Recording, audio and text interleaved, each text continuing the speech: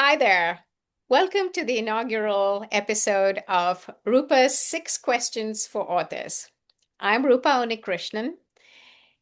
By day, I'm the Chief Strategy Officer and Innovation Officer and an M&A strategist.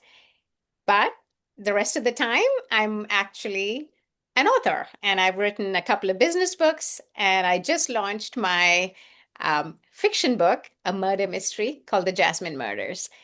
My time over the past couple of years has let me meet the most wonderful human beings, and I'm interviewing one of them today, Liz Wanic, my book buddy for the past 4 years now. I can't believe where's the time gone, Liz. I know, I Um, know. Welcome, Liz. Tell us a little bit about yourself, and then I'll tell the audience a little bit about my process. So go on. Perfect. Thank you, Rupa. Thank you so much for having me. So by day, I do cybersecurity for a large financial services company.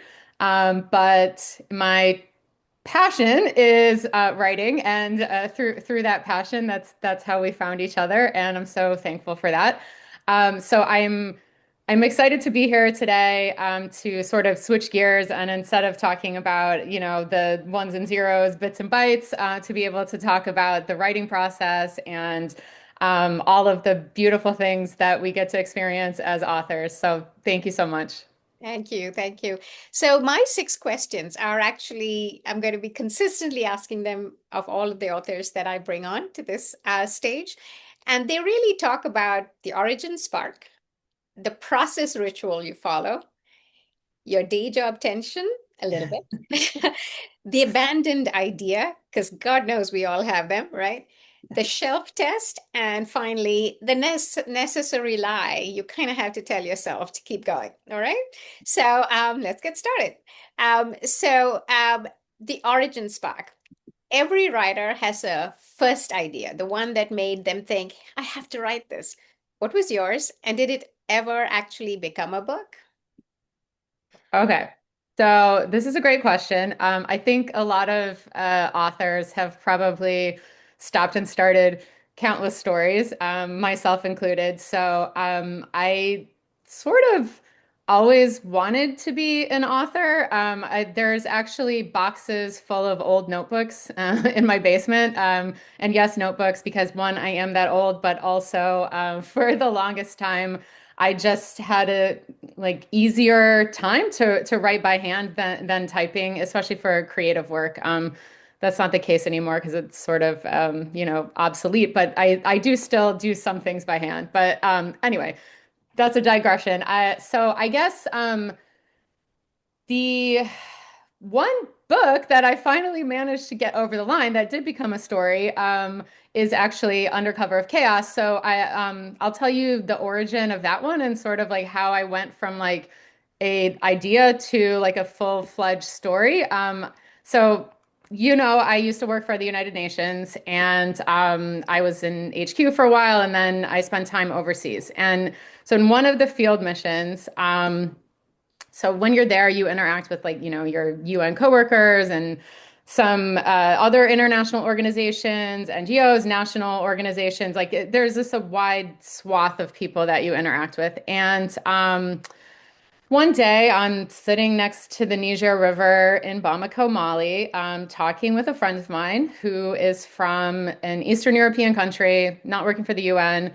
Um, and he ran into a group of guys from his same country. So I'm not saying the name of the country, not because there's anything wrong with it, just don't want people to get ideas. The book is fiction. It's not real, but in any event. He said that he went up to them because it was very unusual to see a large group of people from home there, and he asked what they were doing.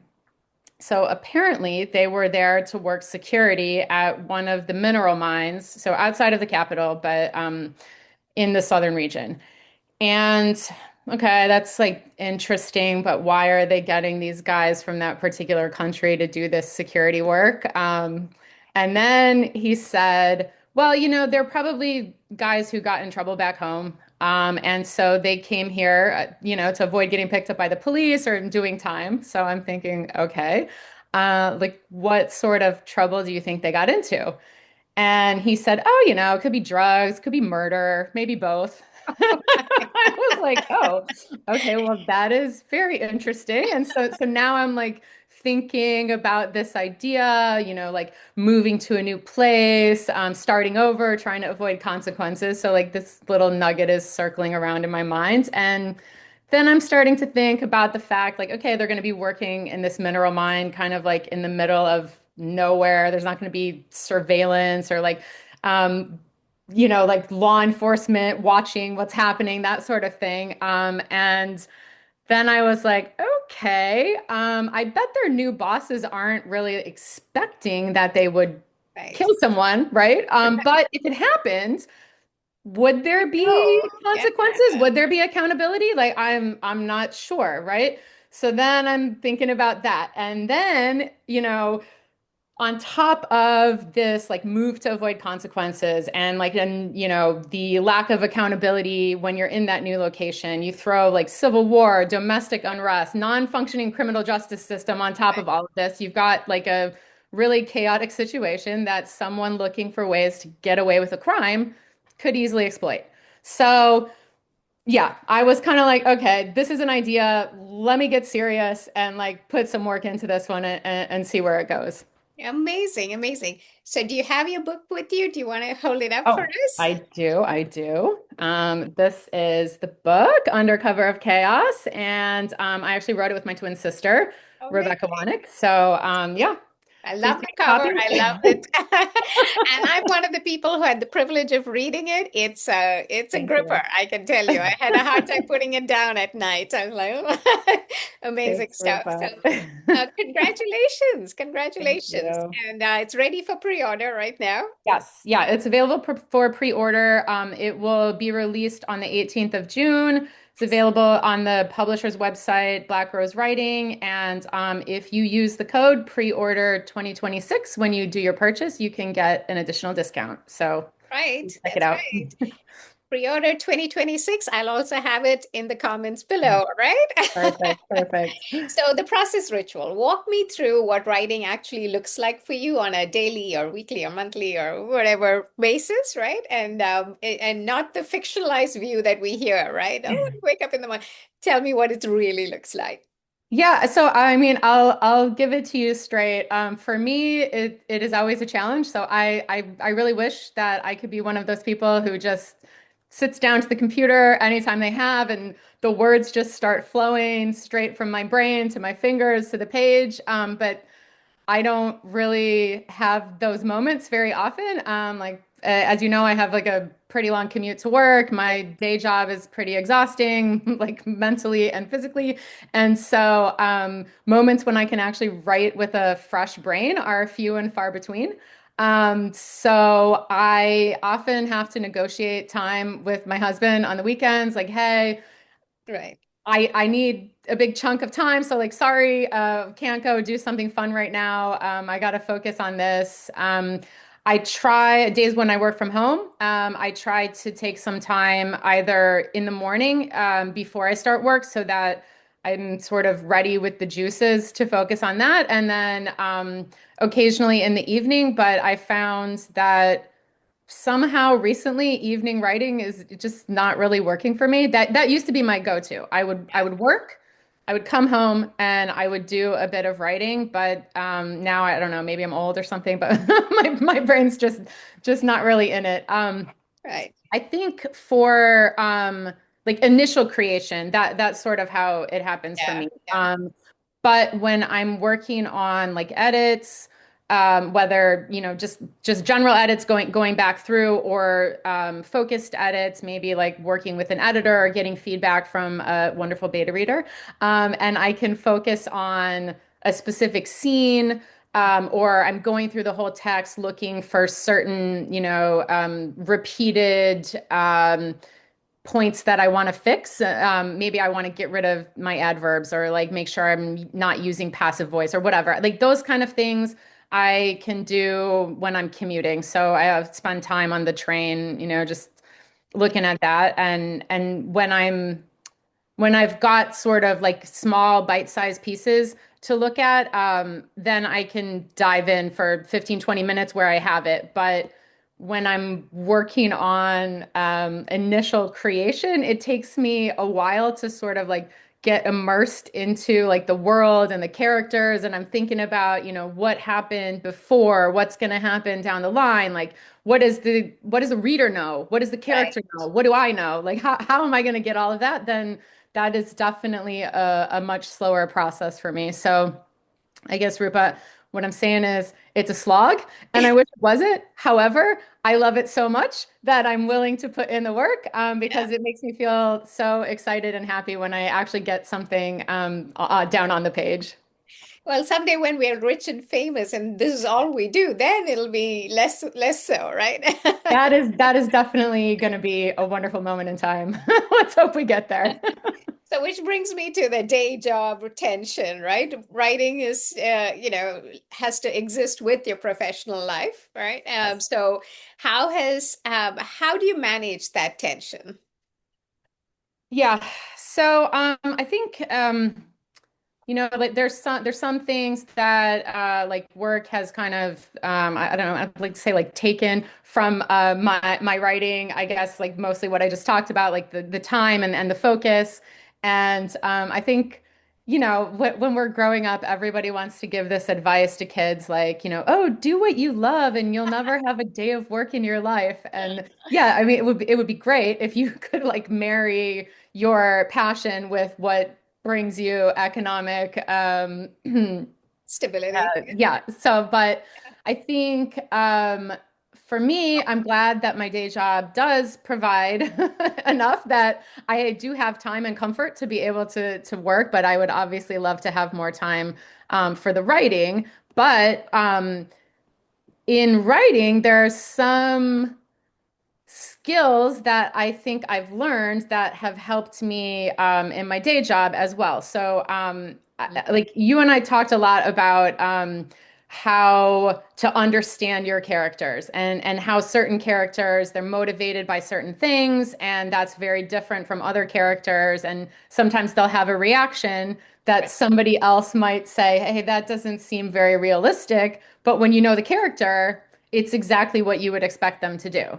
And Right. I think you can apply that same principle and like the skills of understanding people to your coworkers, right? So you're working on a team, you're dealing with these inter-office politics, and you know that not everyone wants the same thing. They're not all motivated by the same thing, and they're not going to react to the same situation in the same way. So I think as you try to figure that out, and you can't just go by what they're saying because some people will tell you whatever they think you want to hear, but if you watch them, you see how they interact, you think about when they've maybe responded very positively to some sort of feedback or reward, or maybe the opposite that you weren't expecting. You can really use that to help further the teamwork and the efficiency, and also like make sure that you're identifying what you can give to people to help them, and make sure that you can also protect yourself if you have to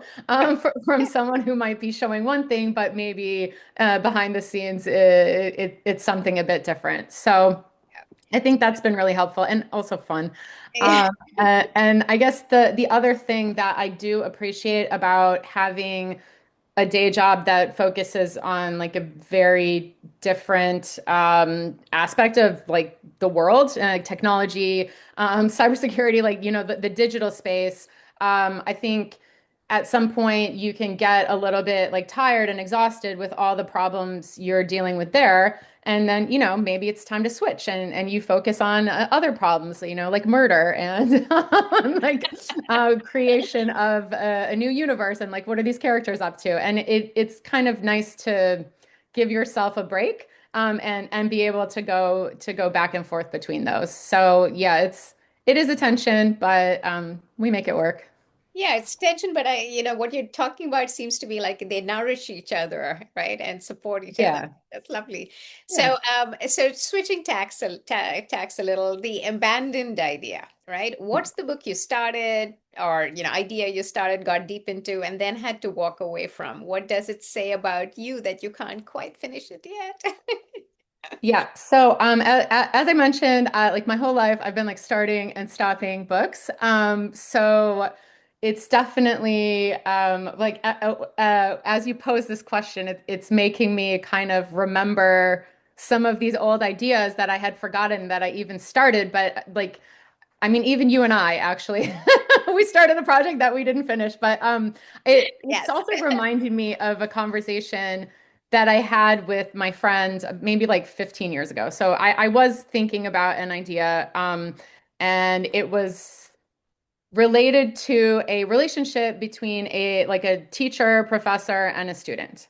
Right. And so this is obviously an issue that has a lot of like ethical and like moral considerations, and people feel very strongly in certain ways, and other people are much more laissez-faire, also depending how you're framing it and who the characters really are and that sort of thing. So, and actually, a friend of mine has a sister who is married to her middle school teacher, which sounds insane when you first say it, Right. except they didn't get together until she was out of high school and into college, and they had like reconnected. But if you Yeah. tell people he was her middle school teacher, like people are instantly like, what is happening? Right. Right. So I was kind of like, I don't know, maybe at the time I was much younger, and I don't know if I really had the maturity in myself to think about how I wanted to approach the problem. But the conversation with my friend was really like about concern, how people who I know might respond to something that I had written. Maybe they didn't like it, or like why would she pick that topic, Right. sort of thing. And it's not the idea that not everybody would like it. It's more the idea that the people whose opinions like I really do value might Right. just, Might. yeah, have Yeah. like a negative reaction to it. And so we kind of got to the point where it was like, okay, in some sense, you have to get over that, if you want to do something creative. But in another sense, I think some of the works that ultimately didn't get finished, it's because maybe I didn't feel like I would personally be comfortable standing behind that work and something that I really wanted to put out into the world. So I think probably some of it is like, yeah, maybe I was like, didn't have enough stick-to-itiveness, or like I just couldn't craft the full idea. But some others, maybe it's better that they didn't get out Right. there. I don't know, but we'll see. Maybe at some point, Rupa, I'm going to pick up some of these old things and get Right. it over the line. And it's probably like a time, time and place for things sort of issue, right? So there's Yeah. always a time for an idea. Maybe not now. Yeah. So now you've got the book. So the shelf test. When you finish a book, you have an internal sense of whether whether it's succeeded in getting your idea out there. What's your personal measure of success? And has a book ever surprised you by exceeding or falling short of it? So, Rupa, I think, first of all, this question is predicated on the premise that I, like you, have multiple finished works, which I True. don't yet. You're right. Right. But I can tell you, like, so to some of what we just discussed about like abandoning ideas and all of that, I do think I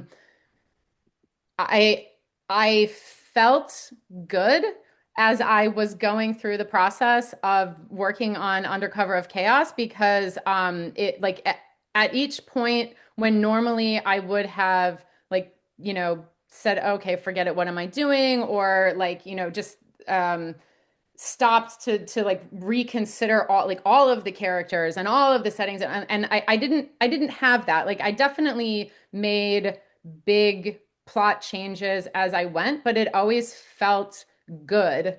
Like, okay, I'm getting closer to what it needs to be. And like, yes, this feedback is amazing. And like I'm absolutely gonna like push this here in this way because it makes way more sense. So from like a success of finally like getting like a whole big thing over the line, like I'm so happy. And obviously I hope the book itself is successful.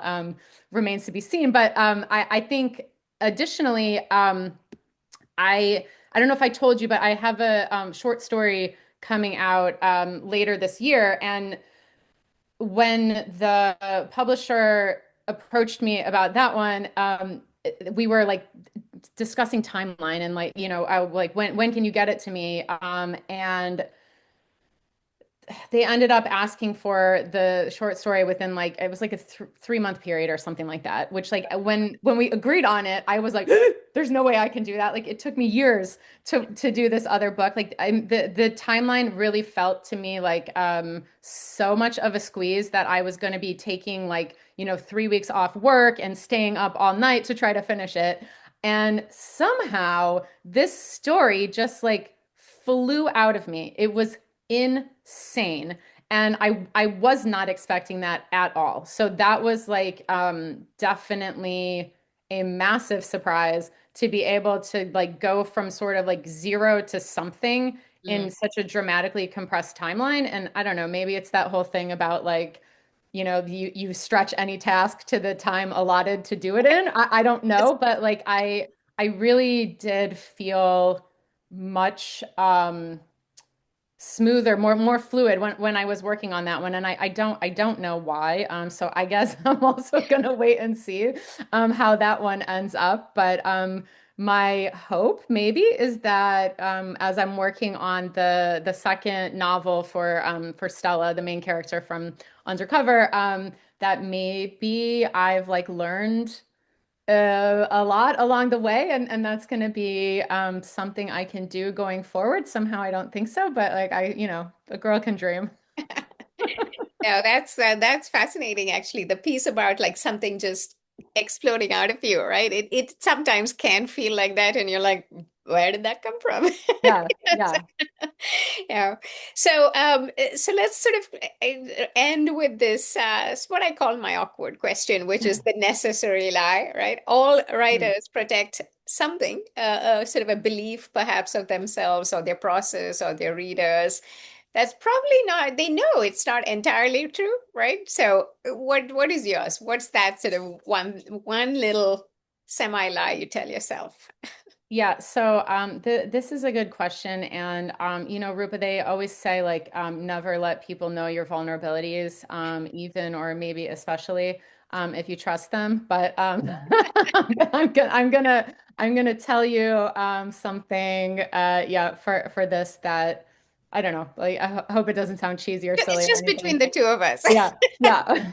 Okay. the world. So I have a thing where when I'm putting a lot of like time and effort into something, I don't really talk about it with a lot of people, and I don't kind of like expose it to the world. So like just like a simple example, not related to this. Like I used to be a runner, and when I was running, like most runners, like the second you meet them, they're going to talk to you about running. I don't know why. And I never really talked about it. And then like sometimes it would come up, and like when I was in Mali, actually, I was training for a marathon. So I'm like out like twice a day running in this like 106-degree heat.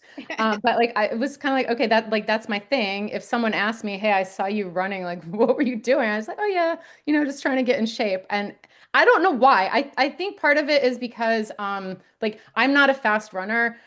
It doesn't matter how much I train, I'm never going to be a fast runner. And so I think maybe on some level it feels like talking about the amount of like time and dedication I put into this thing that I'm never going to be amazing at. I just don't want to hear people's like comments. I don't know, but it was like I did it for me, and I love doing it. I wish I was still doing it, but time and all the rest of it. But I guess same sort of thing with writing. Yeah. So I've, as I mentioned, like something that I've always wanted to do, that I've always sort of been like dabbling in like my whole life, but I never really talked about it with people. Even like when Undercover of Chaos was in the process of getting published, like I didn't mention it to a lot of people. I don't know. I guess it's something like important to me, but also when I was going through the process, like, people are like, oh, you spend so much time writing a book, like,